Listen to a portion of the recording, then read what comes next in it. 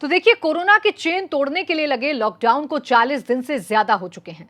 हालांकि 2 दिन से लॉकडाउन में थोड़ी राहत मिली है। लोग शर्तों के साथ खरीदारी और बाकी कामों के लिए बाहर निकल रहे हैं, लेकिन ये पहले की ही तरह नहीं हो पा रहा है। लेकिन इन 40 दिनों में लॉकडाउन की वजह से लोग परेशान हो गए हैं। ना घर से बाहर निकल सकते हैं, ना ही किसी से मिल सकते हैं। यहां तक कि पड़ोसियों से भी नहीं मिल सकते, जिसकी वजह से लोग चिड़चिड़े होते जा रहे हैं। और ऐसे में मनोवैज्ञानिकों के पास केस भी बढ़े हैं। इसलिए आज हम बात करने वाले हैं कि कैसे आप घर पर रहें टेंशन फ्री और खुद को स्वस्थ रखें। तो घर में रह के मानसिक परेशानियां जो हैं वो बढ़ रही हैं। घर में रहने से बच्चे, बड़े, पुरुष, महिलाएं टेंशन में हैं। घरेलू झगड़े, चिड़चिड़ाहट जैसी दिक्कतें बढ़ गई हैं। ये वो परेशानी हैं जो सामने आ रही हैं लॉकडाउन की वजह से। हालांकि ये भी आपको बता दें कि लॉकडाउन 3.0 में कुछ रियायतें मिली हैं, लेकिन फिर भी लोगों के पास फ्रीडम नहीं है कि वो अपने पड़ोसियों से भी मिल सकें। और इसी वजह से मानसिक बीमारियों का जो ग्राफ है वो अचानक से बढ़ा है। और मनोवैज्ञानिकों के पास ऐसे बहुत सारे केस सामने आ रहे हैं जिसमें घरेलू झगड़ा, चिड़चिड़ाहट, डिप्रेशन, एंग्जाइटी का शिकार लोग हो रहे हैं, क्योंकि ये लॉकडाउन में रहते रहते अब 40 दिन का समय बीत चुका है। बच्चे हों, बड़े हों, महिलाएं हों, पुरुष हो, सब में अब जो डिप्रेशन है वो बढ़ता हुआ नजर आ रहा है। लॉकडाउन में लोग क्यों डिप्रेशन का शिकार हो रहे हैं और कैसे आप अपने आप को बचा सकते हैं, यही आज हम जानने की कोशिश करेंगे।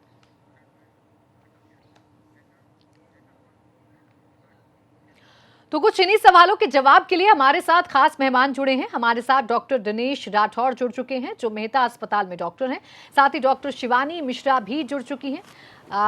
तो सबसे पहले हमारा सवाल डॉक्टर दिनेश राठौर जी आपसे है कि किस तरह के मामले आपके पास आ रहे हैं और क्या लॉकडाउन की वजह से केस बढ़े हैं दिनेश जी?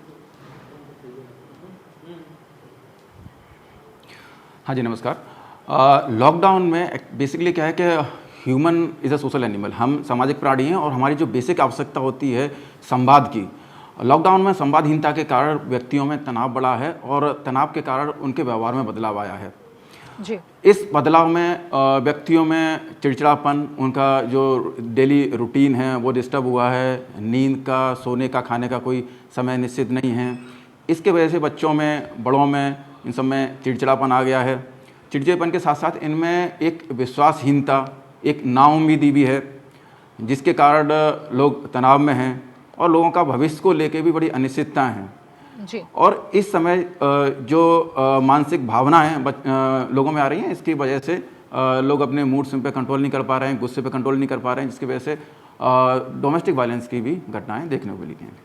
बिल्कुल, ये तो है कि लोग जो हैं डिप्रेशन का शिकार हो रहे हैं दिनेश जी, और परेशानी जो है वो अब उनके सर चढ़कर बोल रही है। शिवानी मिश्रा भी हमारे साथ हैं। शिवानी जी, आपसे भी मैं समझना चाहूंगी कि लॉकडाउन के इन दिनों में कौन से ऐसे केसेस हैं जो सबसे ज्यादा आपके पास आ रहे हैं? कौन सी एक ऐसी कॉमन शिकायत है जो बहुत सारे लोग आपसे कर रहे हैं और उसका इलाज ढूंढ रहे हैं?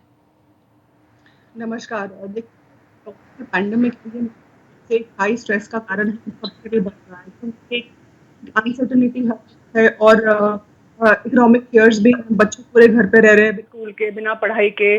कहीं हमारा सारा रूटीन डिस्टर्ब हो गया है, हम कहीं बाहर जा नहीं सकते, कोई हमसे मिलने आ नहीं सकता, हम एक्सरसाइज नहीं कर पा रहे हैं, बाहर लोगों से मिल नहीं पा रहे हैं, दोस्तों से मिल नहीं पा रहे हैं। तो जो कपल्स मेरे पास आते हैं, तो नॉर्मली एंगर के इश्यूज बढ़ते हुए देखती हूँ मैं। जो कपल्स खास तौर से जो बहुत ज़्यादा लड़ते हैं आपस में, बिकॉज उनके लिए कहीं बाहर जाने का रास्ता नहीं है, अपने आप को कूल डाउन नहीं कर सकते, और एंग्जाइटी बढ़ गई है बिकॉज 1-1.5 महीने से लोग घर पे हैं।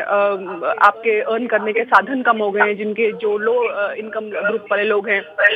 जी। डिप्रेशन बढ़ रहा है बिकॉज आप कहीं ना कहीं अकेले पड़ते जा रहे हैं। बच्चों में इरिटेबिलिटी बढ़ गई है बिकॉज बाहर खेल नहीं सकते, अपने दोस्तों से मिल नहीं सकते, सब कोई घर पे, सफोकेशन का माहौल भी है। बिल्कुल, और इसीलिए जो केस हैं वो बढ़ भी रहे हैं। दिनेश जी, अब सवाल मेरा आपसे ये है, सबसे पहले पुरुषों को लेकर हम बात करेंगे, जो पहले बाहर जाया करते थे, ऑफिस जाया करते थे, पार्टीज होती थी, लेकिन अब पूरी तरीके से घर में लॉक हो चुके हैं, 40 दिन का वक्त बीत चुका है। ऐसे लोगों को आप क्या सलाह देना चाहेंगे कि वो डिप्रेशन से कैसे बच सकते हैं, सफोकेशन से कैसे बच सकते हैं? क्या वो बदलाव करें अपने रूटीन में ताकि उनके दिमाग को थोड़ी राहत मिले?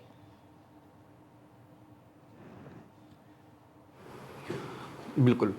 सबसे महत्वपूर्ण चीज़ इसमें ये है कि अपना जो डेली रूटीन है, दिनचर्या है, उसको निश्चित रखें। सुबह जागने से लेके रात को सोने तक का एक निश्चित टाइम टेबल हो। उसमें आपके लिए महत्वपूर्ण प्रोडक्टिविटी नहीं है कि आप कितना महत्वपूर्ण काम कर रहे हैं, आपके लिए महत्वपूर्ण है कि आप अपने आप को किस तरह से व्यस्त रख रहे हैं। कुछ नई हॉबी, उन पे आप अपना समय दीजिए। ये एक तरीके से हम अगर सोशल डिस्टेंसिंग कर रहे हैं तो हमें इमोशनल बॉन्डिंग का भी टाइम मिल रहा है, हम अपने परिवार के साथ में समय बिता रहे हैं। ये एक हमारे लिए बहुत बड़ी अपॉर्चुनिटी है।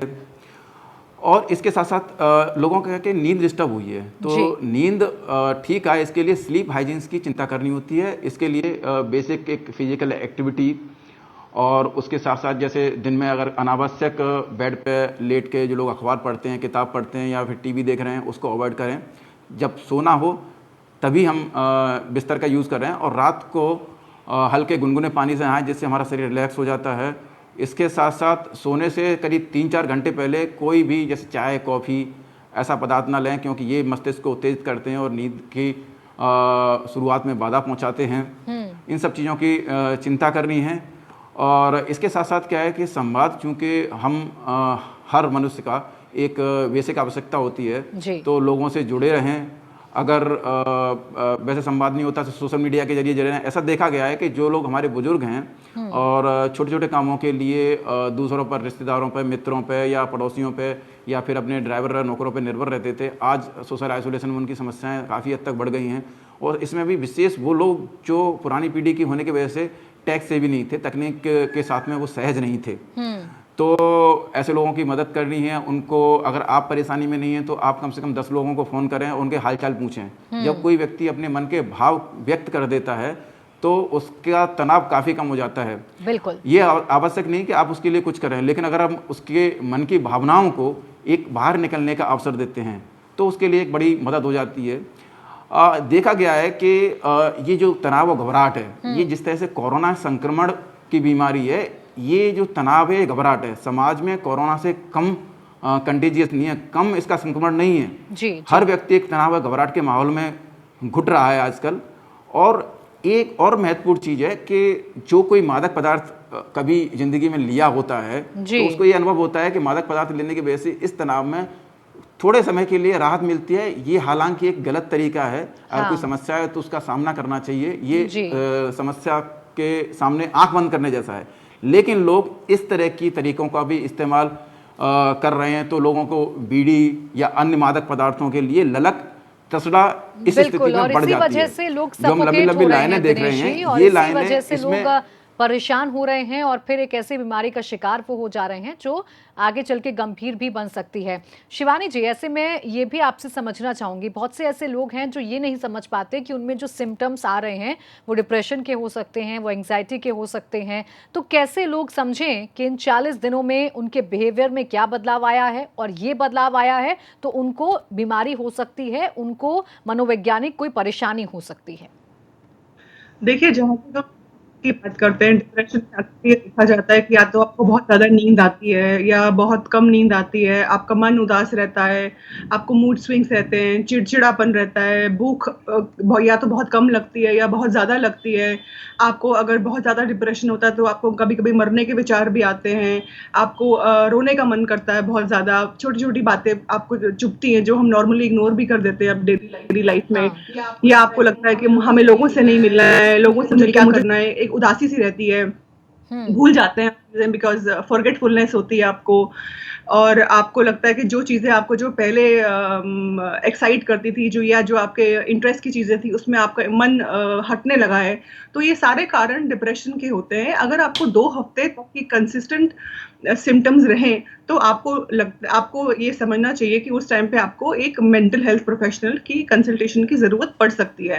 एंग्जाइटी की जहाँ तक बात करते हैं, एंग्जाइटी में घबराहट रहना, और आपका दिल धड़कना जोरों से, या फिर आपको पसीने आए, या फिर आपको झंझनाहट हो पैरों में या हाथों में, आपका आपके दिमाग में एकदम थॉट्स एकदम से ब्रेन हाईजैक हो जाए, आपका आपका हाँ। मुंह सूखने लगे, हम्म। या आपको बार बार यूरिनेशन का प्रॉब्लम हो, बार बार पेशाब आने लगे, आपको पेट में गांठें पड़े आपको, तो ये सारे सिम्टम्स हैं, ये एंग्जाइटी के सिम्टम्स है। ये भी अगर आपको कुछ टाइम तक परसिस्टेंट रहे, या पैनिक अटैक्स आए, आपको लगे कि सिचुएशन मेरे हाथ से बाहर जा चुकी है, मैं इसको कंट्रोल नहीं कर पा रहा हूँ, जी। आपको ये लगे कि मैं इतना कॉन्फिडेंट नहीं हूँ कि मैं इस सिचुएशन को हैंडल कर सकूं, तो ये जो ये सिम्टम्स हैं, ये एंग्जाइटी की तरफ लेके जाते हैं आपको। तब भी अगर आपको लगे कि ये आपको डेली लाइफ को डिस्टर्ब कर रहे हैं, आपका रूटीन में आपके बाधा डाल रहे हैं, हाँ। तो भी आप उस टाइम पे एक मेंटल हेल्थ प्रोफेशनल को कंसल्ट करना चाहिए। There is no harm in going to a doctor. बिल्कुल, और ज़रूरी भी है कि ये चीज़ बढ़ जाए उससे पहले डॉक्टर से सलाह ले ली जाए। दिनेश जी, अब सवाल बच्चों को लेकर है। देखिए, बच्चों के स्कूल बंद हैं, हालाँकि वीडियो क्लासेस ज़रूर उनकी शुरू हुई हैं जिसमें थोड़ा बहुत वक़्त उनका ज़रूर जाता है, लेकिन बच्चे भी घर पर बैठकर अब बोर हो गए हैं। बाहर खेलने नहीं जा सकते प्लेग्राउंड्स में, स्कूल उनका है नहीं, सीधे तौर पर सहारा या तो बुक्स हैं या फिर टीवी है। बच्चे बोर हो रहे हैं, परेशान हो रहे हैं, तो बच्चों के लिहाज से क्या पेरेंट्स कदम उठाएँ ताकि उनमें इस तरीके का कोई सिम्पटम ना पाया जाए? हाँ जी, देखिए बच्चों में 3 खास श्रेणियाँ हैं। नंबर 1 वो जो प्ले स्कूल में हैं या प्री स्कूल्स में हैं। हुँ।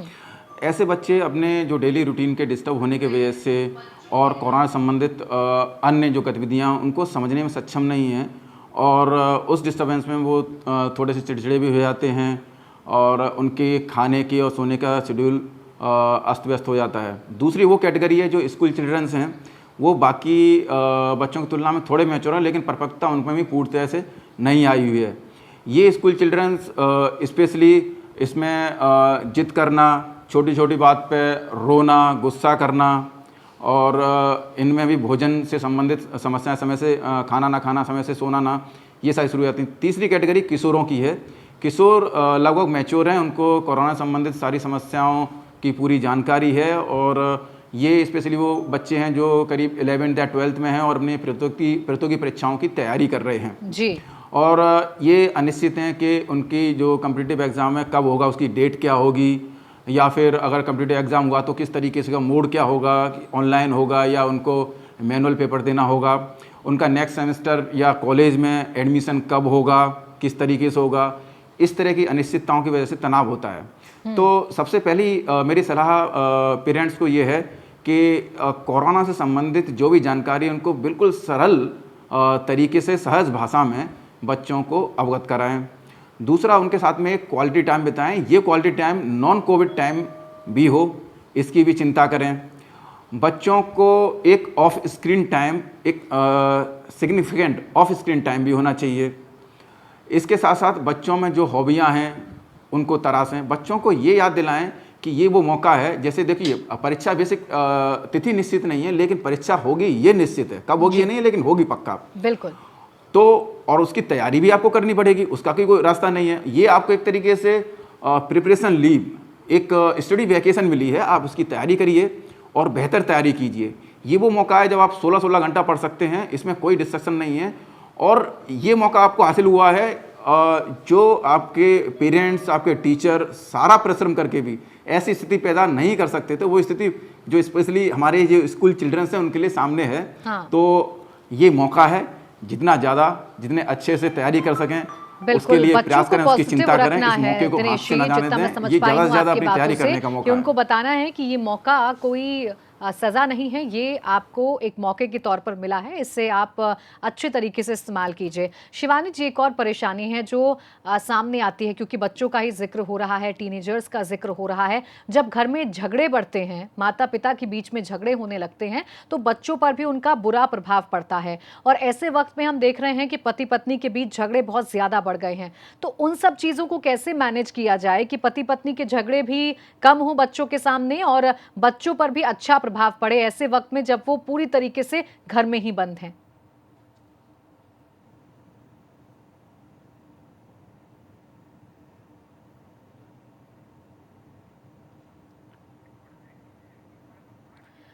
डायरेक्शन में भाग रहे हैं। तो कहीं ना कहीं जो ये पैंडेमिक आया है उसके कारण दुनिया थोड़ी रुक सी गई है। तो हमारे रिश्तों में एक पॉजिटिव बदलाव देखा गया है मैंने अपने कपल्स के साथ, बिकॉज कहीं ना कहीं फैमिलीज इकट्ठा टाइम स्पेंड कर पा रही हैं, बॉन्डिंग अच्छी बन पा रही है, रिलेशनशिप बेटर हो पा रहे हैं, इंप्रूव हो पा रहे हैं। लेकिन जहाँ पे झगड़ों की बात आती है कपल्स की, बिकॉज हम जब हम हस्बैंड वाइफ जब झगड़ा करते हैं तो हम सिर्फ वो बोलते हैं कि जो हमारा पार्टनर हमारे लिए नहीं करता, हम ये नहीं बोलते कि जो हमारे लिए वो करता है। सो उस सिचुएशन में हमें ये ध्यान रखना चाहिए कि हम अपने पार्टनर के साथ एक ऐसा दोस्त बनकर रहें जो वो चाहता है हमें देखना, एंड वाइस वर्सा।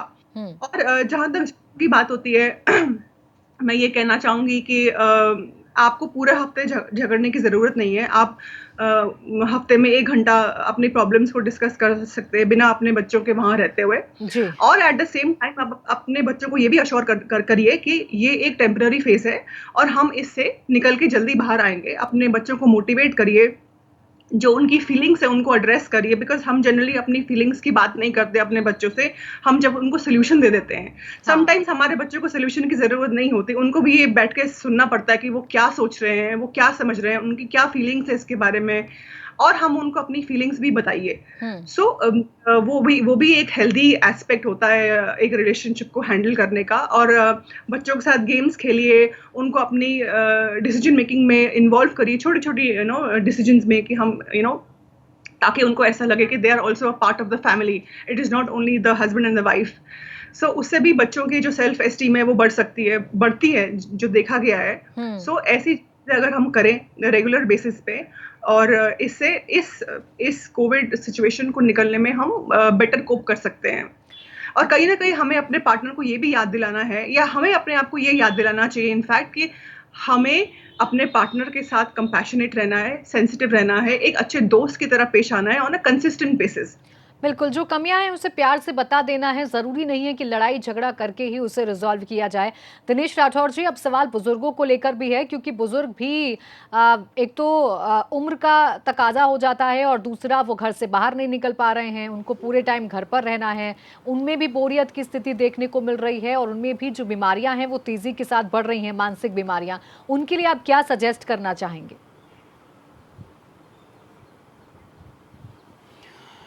हाँ, बिल्कुल, हमारे जो बुजुर्ग हैं उसकी समस्याएँ कुछ बाकियों से अलग हैं। इसमें समाज से जुड़े रहने की एक जो बेसिक एक आवश्यकता, संवाद की जो बेसिक आवश्यकता है वो पूरी होनी चाहिए। सोशली वो अलग हो गए हैं, तो ऐसे में उनके जो आसपास लोग हैं उनसे फ़ोन से संपर्क करें। और ऐसे हमारी बाकी हम सब लोगों की चिंता है, उन्होंने समाज के लिए बहुत किया है, आज एक नई जनरेशन तैयार की है। अब हमारी जिम्मेदारी है कि ऐसे बुजुर्गों की चिंता करें, उनसे संपर्क करें और उनके मन की बात समझें। साथ ही साथ अगर बुजुर्ग टैक्स से भी होते हैं, अगर वो तकनीक के साथ में सहज हो जाते हैं, तो सोशल मीडिया, समाचार, बाकी सबसे संपर्क में रहते हैं, तो उनमें एक अनिश्चितता की भावना कम होती है, उनकी जो एकाकीपन की भावनाओं में कमी आती है। तो मेरी ये सलाह है कि social media, video call, telecommunication के जरिए समाज के बाकी लोगों से जुड़े रहें, अपने मन की भावनाएं बताएं। अच्छा, ये हमारी जिम्मेदारी है, अगर हमारा कोई बुजुर्ग अपने मन की बात नहीं बता रहा है तो हम उसको थोड़ा प्रोत्साहित करें कि भाई आप कैसा महसूस कर रहे हो, और जब वो अपने मन की बात बताना शुरू करें, हो सकता है कोई मामूली सी बात हो, तो उसको हम सम्मान दें, उनकी भावनाओं को सम्मान दें। हो सकता है मामूली बातों में बहुत ज़्यादा चिंता कर रहे हों, और उनको ये एहसास दिलाएं कि इस परिस्थिति में इस तरह जो महसूस करना जो है, ये जो भावना है, गुस्सा हुआ या अकेलापन हुआ या हताशा हुआ, ये बिल्कुल सामान्य है, उन्हीं के साथ नहीं है। ये समस्या पूरे परिवार और पूरे समाज के साथ में है। मेन जो समस्या है वो इसी से एड्रेस की जा सकती है। बिल्कुल, उनको समझाने की सच में बेहद ज़रूरत है, और ये भरोसा दिलाने की कि हम सब साथ हैं, और उनसे बातचीत करना भी बहुत ज़रूरी है। शिवानी जी, महिलाओं को लेकर भी देखिए कई तरीके की शिकायत सामने आ रही हैं, क्योंकि महिलाएं वैसे तो अमूमन घर पर रहती हैं, खासकर मैं हाउसवाइफ्स की बात कर रही हूँ, वो दिन रात काम करती हैं, और अब जो उनका काम है वो दुगना हो चुका है, क्योंकि हर वक्त उनके बच्चे, उनके पति घर पर रहते हैं। ऐसे में उनके भीतर भी जो बीमारियाँ हैं वो पनप रही हैं। तो महिलाएं अपने आप को कैसे बचाएं इन बीमारियों से, इन मानसिक समस्याओं से? जब से लॉकडाउन हुआ है उसके बाद हाउस वाइफ्स की अगर हम बात करें, सो वो ये पीरियड एंजॉय भी कर रही हैं, बिकॉज बहुत लंबे समय के बाद फैमिली साथ है और इकट्ठे बैठ रहे हैं, उठ रहे हैं, खेल रहे हैं, गा रहे हैं। लेकिन उसके साथ साथ एक एडिशनल स्ट्रेस भी है, बिकॉज सर्वेंट्स घर पे नहीं है, सारा काम खुद करना पड़ रहा है, हस्बैंड अपना ऑफिस का काम कर रहे हैं, बच्चे अपना काम कर रहे हैं। तो उस सिचुएशन में भी स्ट्रेस हाउस वाइफ्स के लिए बढ़ जाता है, बिकॉज उनका वर्कलोड जब बढ़ जाता है तो वो भी चिड़चिड़ी हो जाती हैं, या उनको भी डिप्रेशन होने लगता है, अकेलापन फील करती हैं, वो नर्वस फील करती हैं कि हम सभी अकेले कैसे करेंगे, बिकॉज कोई सपोर्ट सिस्टम नहीं है। हम्म। उस सिचुएशन ऐसी जब सिचुएशन आए तो उस सिचुएशन में वाइफ को पहले तो अपने प्रायोरिटी करनी चाहिए कि कैसे काम को वो बांट सके, और अपने हस्बैंड को और अपनी बाकी फैमिली मेंबर्स को भी एनकरेज करें कि वर्कलोड शेयर करने के लिए, बिकॉज घर सिर्फ एक औरत का नहीं होता, पूरे फैमिली का घर होता है, जो पूरी फैमिली मिलके चलाती है घर को। और अपने लिए एक रूटीन बनाए, क्योंकि हमारे रूटीन सारे बिगड़ गए हैं, और सारा टाइम हम एक दूसरे के साथ रहते हैं, बिकॉज 24 आवर्स हम एक दूसरे के साथ रहते हैं। थोड़ा स्पेस अपने आप को भी दें, 2-3 घंटे दिन में अपने आप के लिए भी निकालें, उसमें आपको कोई गेम खेलनी है, अपनी एक्सरसाइज करनी है, नेटफ्लिक्स पे कुछ देखना है, या कोई हॉबी परस्यू करनी है, अपने फ्रेंड से बात करनी है, ताकि आप अपनी मेंटल सैनिटी को भी बरकरार रखें, जो बहुत ज़रूरी है। कहीं आपको ऐसा ना लगे कि एक आप ही हैं जो घर में काम कर रही हैं, बाकी सब मजे ले रहे हैं। बिल्कुल, ये वो ज़रूरी चीज़ें, मी टाइम निकालना बहुत ज़रूरी है महिलाओं के लिहाज से भी, जो दिन रात काम कर रही हैं और जिनको ऐसी शिकायतें हो रही हैं। दिनेश जी, अब आपसे एक सलाह मैं चाहूँगी, एबीपी गंगा के जो दर्शक हैं, जो इस वक्त आपको देख रहे हैं, क्या छोटी-छोटी चीज़ें हैं, किन चीज़ों को बदलाव करके वो अपने आप को इस लॉकडाउन के पीरियड में भी खुश रख सकते हैं, अपनी जो बोरियत है वो ख़त्म कर सकते हैं? क्या सलाह देना चाहेंगे आप? बिल्कुल।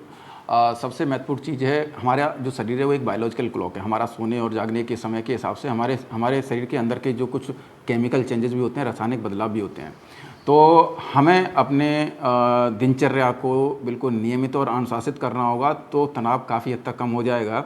सोने का समय निश्चित हो, जागने का समय निश्चित हो। उसके अलावा पूरे दिन में एक शेड्यूल बना लें छोटे छोटे कामों का, जिससे कभी ऐसा महसूस ना हो कि व्हाट नेक्स्ट, अब क्या करें, और वो तकलीफ़ हमें ज़्यादा तनाव देती है। इसके साथ साथ एक बेसिक फिजिकल एक्टिविटी हमारे मानसिक स्वास्थ्य के लिए बहुत ज़रूरी होती है। अगर हम बाहर नहीं जा पा रहे हैं तो अपने घर के अंदर या फिर छत पर टहलें। एक्सरसाइज के साथ साथ योग का अभ्यास ज़रूर करें। योग एक शारीरिक ही नहीं, एक मानसिक एक्सरसाइज है, और योग स्पेशली प्राणायाम के द्वारा हम अपनी सांसों पे ध्यान करते हैं, और जब भी हम चिंता की स्थिति में होते हैं या क्रोध की स्थिति में होते हैं तो हमारी सांस की दर में बदलाव होता है।